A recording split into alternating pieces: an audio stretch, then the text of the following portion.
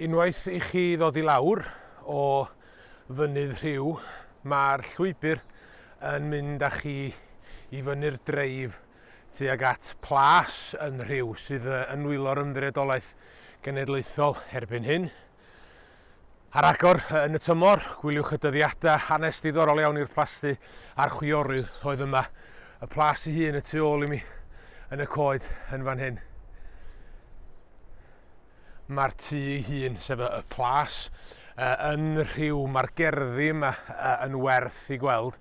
A thrwy'r gerddi, mae'r llwybr yn mynd â ni oherwydd mi ydyn ni'n dal wrth gwrs yn anelu am Porth Neigwl a'i fai agored y tu ôl I mi. Ond ie, mi ydych chi'n dod I fyny dreif plas yn Rhiw a thrwy'r gerddi hyfryd sydd ganddyn nhw yn fan hyn. Felly, sa chi'n cynllunio'ch taith yn ddigon gofalus, ia, mae yna le I gael panad 5 munud a mwynhau yn plas yn Rhiw.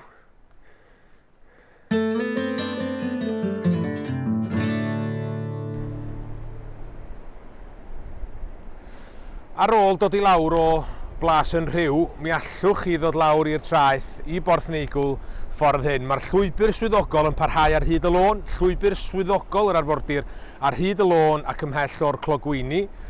Ond mi allwch chi ddod lawr, mae rhaid chi fod yn hyderus yn eich gallu I gerdded a mae rhaid I chi fod wedi darllen y tabl llanw. Mae rhaid I chi fod wedi darllen be mae'r môr yn ei wneud. Dwi wedi gwneud hynny, dwi'n gwybod bod y llanw ar drai ac felly y bydd hi'n bosib I mi gerdded ar hyd y traeth heddiw. Does dim rhaid I chi ddod ffordd hyn, dyna dwi wedi ddewis I wneud heddiw.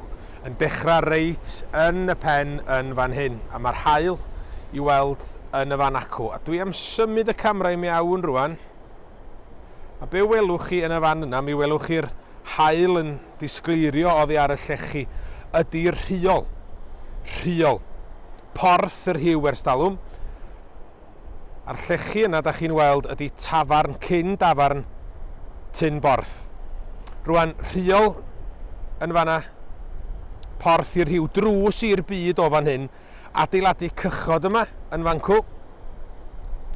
Tair melin ddŵr ger llaw, grawn yn cael ei fewnforio a'i falu ynddyn nhw. Wya, cig, ieir o fan hyn I farchnadoedd Lerpwl a thu hwnt. A fel dwi'n deud, yr adeilad sydd ar haul yn sgleinio ddi ar ei lechi, tafarn Tyn Borth oedd yr adeilad yma. Mwy nac un casgen wedi smyglo wedi hyfed yn y dafarn heb os. O flaen tân eithin agored, dwi'n siŵr. Mi oedd yma hyd yn oed wasanaeth fferi yn galw o'r Bermo i'r fan yna, reit ymhen draw Porth Neigwl, Rhiol, a tafarn Tyn Borth, cyn dafarn Tyn Borth, reit yn y pen draw. Dwi eisoes wedi sôn am gantref Llŷn wedi cael ei rannu yn 3 chwmwd.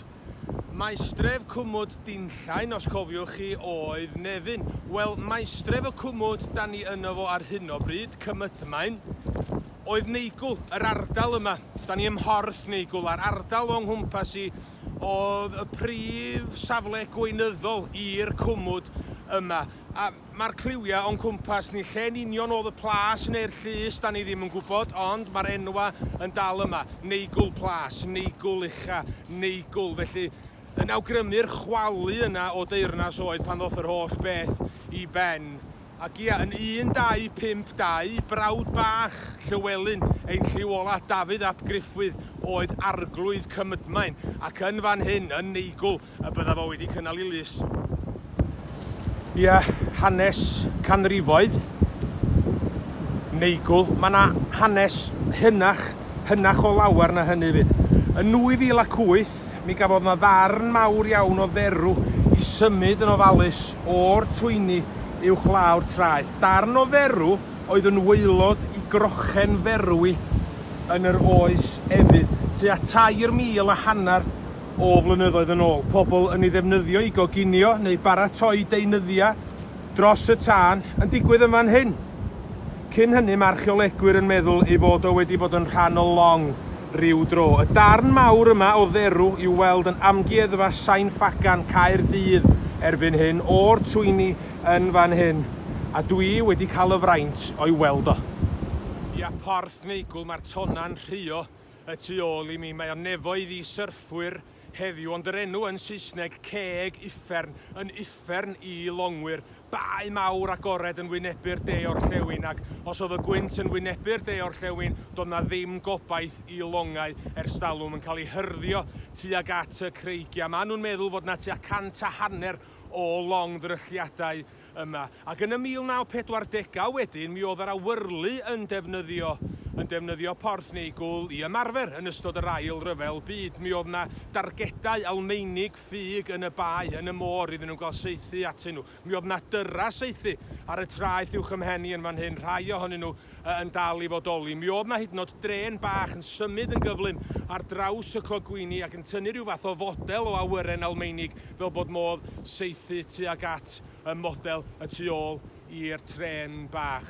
Bwledi, mae yna fwledi o hyd yn dal i ddod i fyny'n cael ei golchi yn y twyni y tu ôl i mi. Mi oedden ni pan yn blant yn dod yma i gasglu'r bwledi'r rheini.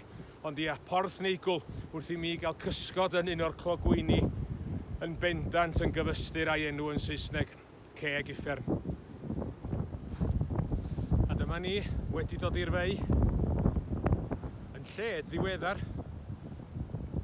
un o'r cledra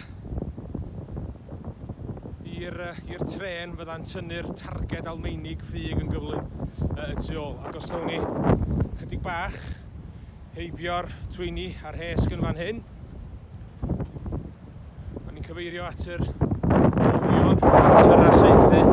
Dyma ni y lwmpyn anferth yma o goncrid yn cadarnhau'r deunydd milwrol yn ystod yr ail ryfel byd yma ym Porth Neigwl, yr olion dal yma. A dyna ni, felly diwedd y cymal yma, cymal rhif 4 rhwng Aberdaron a Porth Neigwl yn diweddu ar gyrion pentre Llanengan, lle mae tafarn y Syn, lle ginio. Felly, ia, wedi gorffan y cymal yma, tafarn y Syn ger llaw yn Llanengan. Gobeithio bod chi wedi mwynhau. Hwyl!